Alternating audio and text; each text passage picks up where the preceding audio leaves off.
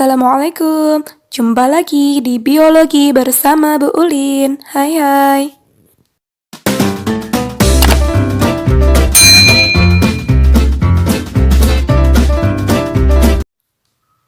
Pada pertemuan kali ini kita akan membahas tentang klasifikasi makhluk hidup. Sebelumnya, kita cari tahu dulu klasifikasi itu sebenarnya apa. Klasifikasi merupakan cara mengelompokkan makhluk hidup dalam kelompok tertentu berdasarkan persamaan dan perbedaan ciri antar makhluk hidup. Jadi, makhluk hidup yang cirinya sama dikelompokkan jadi satu, sementara yang cirinya berbeda di kelompok yang lain. Nah, klasifikasi dipelajari dalam ilmu taksonomi.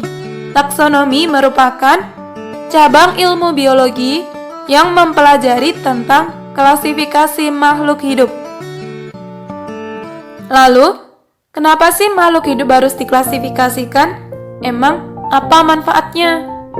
Yang pertama, manfaatnya itu untuk memudahkan dalam mempelajari keanekaragaman makhluk hidup.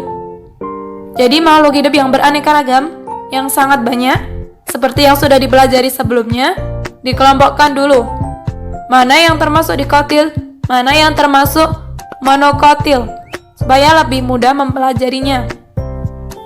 Yang kedua, mengelompokkan makhluk hidup berdasarkan persamaan ciri-ciri yang dimiliki. Jadi makhluk hidup yang mempunyai ciri yang sama dikelompokkan jadi satu. Yang cirinya berbeda di kelompok yang lain. Yang ketiga, mendeskripsikan ciri-ciri suatu jenis makhluk hidup untuk membedakannya dengan makhluk hidup jenis lain. Yang cirinya berbeda di kelompok yang lain. Jadi bisa diketahui perbedaan cirinya. Yang keempat, untuk mengetahui hubungan kekerabatan antar makhluk hidup.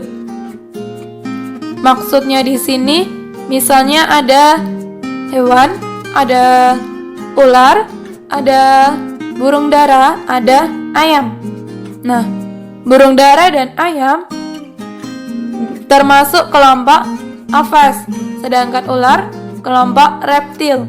Karena burung dara dan ular di kelompok yang berbeda, maka hubungan kekerabatannya itu lebih jauh daripada burung dara dengan ayam yang dalam satu kelompok. Hubungan kekerabatannya itu lebih dekat, lebih memiliki banyak persamaan ciri daripada yang kekerabatannya itu jauh. Yang selanjutnya, untuk memberi nama makhluk hidup yang belum diketahui namanya. Misalnya jalan-jalan ke hutan, melihat ada tanaman A, tapi ternyata tanaman A itu belum ada namanya. Nah, diklasifikasikan dulu, dikelompokkan dulu, baru dinamai.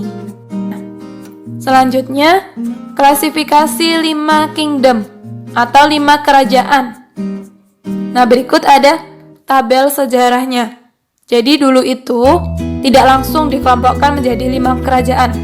Ada prosesnya. Yang pertama ada ilmuwan Linnaeus pada tahun 1735 hanya mengelompokkan makhluk hidup yang sangat banyak ini ke dalam 2 kelompok besar, yaitu vegetable dan animal. Lalu ada Haeckel pada tahun 1866 mengelompokkan makhluk hidup yang sangat banyak itu ke dalam 3 kingdom atau 3 kerajaan, yaitu kelompok Protista, Plantae, dan Animalia. Terus ada Catton yang mengelompokkan makhluk hidup menjadi 2 empire. Yang pertama prokariota, lalu eukariota. Prokariota itu yang tidak memiliki membran inti, sedangkan eukariota itu makhluk hidup yang memiliki membran inti. Lalu ada Offline mengelompokkan makhluk hidup menjadi 4 kingdom, 4 kerajaan. Ada Monera, Protista, Plantae, dan Animalia. Lalu Whittaker mengelompokkan makhluk hidup ke dalam 5 kingdom yang berbeda. Yang pertama ada Monera, Protista, fungi, plantae, dan animalia. Monera itu sejenis bakteri. Kalau protista, nanti ada 3. Protista mirip jamur, protista mirip tumbuhan, dan protista mirip hewan. Sedangkan fungi termasuk kelompok jamur. Plantae, sudah kita ketahui plantae itu tumbuhan, sedangkan animalia hewan. Selanjutnya, bagaimana cara mengklasifikasikan makhluk hidup? Bagaimana prosesnya? Nah, dalam mengklasifikasikan, yang pertama dilakukan itu pencanderaan atau identifikasi. Nah, dalam identifikasi yang harus dilakukan itu mendeskripsikan ciri-ciri suatu makhluk hidup yang akan diklasifikasikan. Misalnya tanaman A. Karena ingin diklasifikasikan, harus dideskripsikan dulu ciri-cirinya. Bentuk tulang daunnya seperti apa? Akarnya seperti apa? Batangnya seperti apa? Nah, dalam mendeskripsikan bisa menggunakan kunci determinasi atau disebut juga kunci dikotomis. Misalnya seperti ini. Ada gambar di soal. Ada gambar ayam, terus ada telurnya. Afifah sedang mengidentifikasi hewan di atas. Kunci determinasi hasil identifikasi yang sesuai yaitu, kita lihat ke nomor 1. 1 itu ada pilihan A dan ada pilihan B. Namanya kunci dikotomis. Di itu artinya 2. Berarti selalu ada 2 pilihan yang berbeda. Karena ayam itu punya tulang, berarti yang 1 kita pilihnya yang 1B. Mempunyai tulang belakang. 1B lanjut ke nomor 3. Nomor 3. Karena hidupnya di darat, berarti bernafasnya dengan paru-paru. Berarti nomor 3 kita pilih yang B. 3B lanjut ke nomor 4. Nomor 4 itu karena tubuhnya ditutupi dengan bulu, berarti 4 kita pilih yang B. Tubuh tidak ditutupi dengan sisik.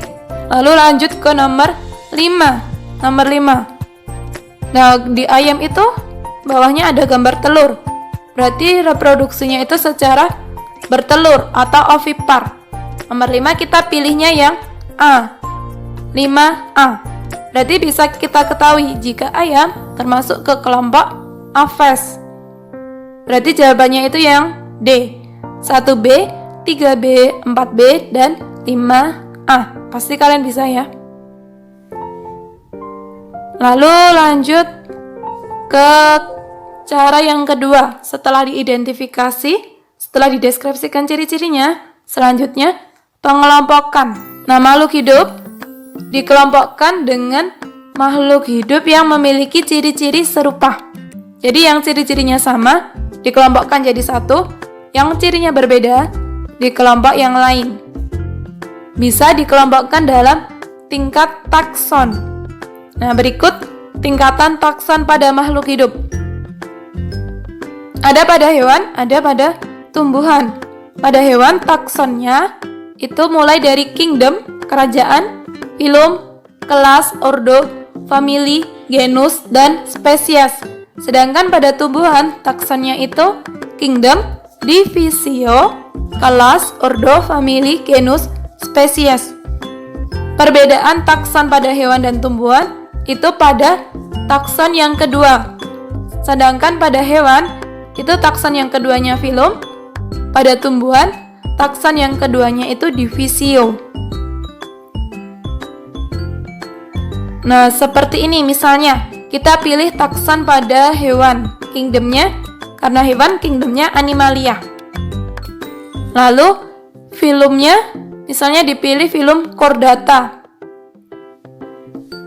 Nah, pada kingdom animalia, semua yang termasuk hewan masuk ke kelompok sini, bisa dimasukkan ke kolom yang paling atas sendiri.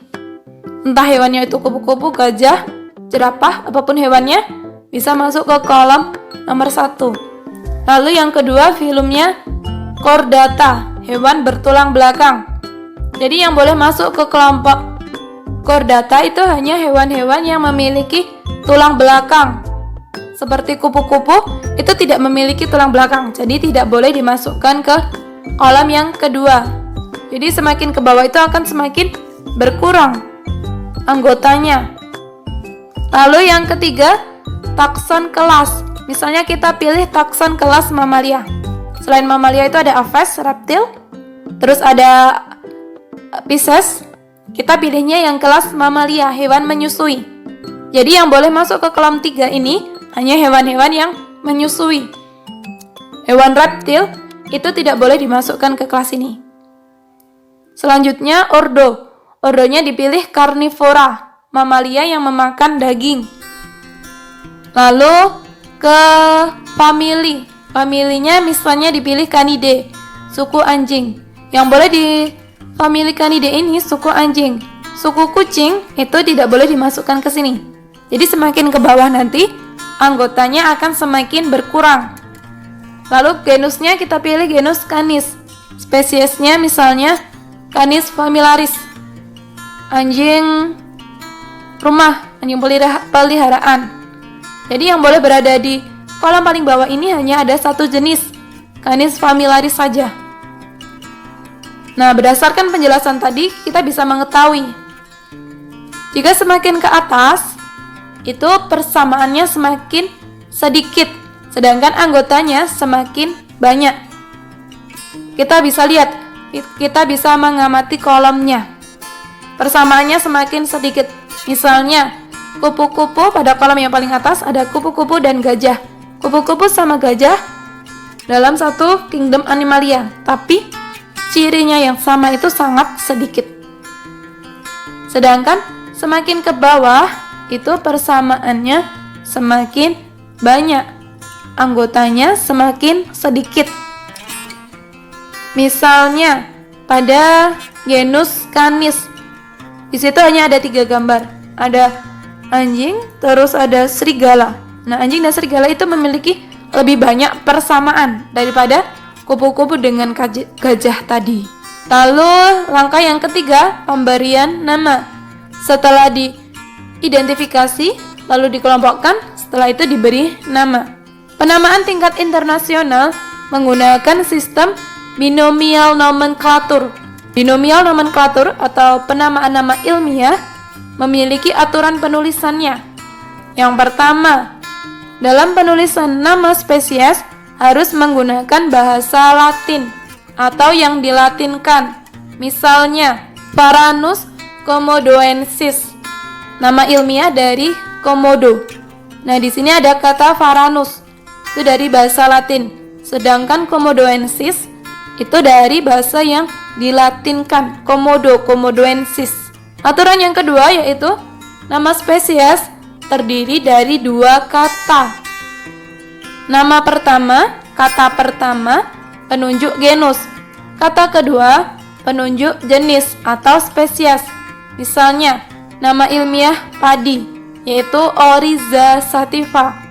Ada 2 kata, Oryza dan sativa.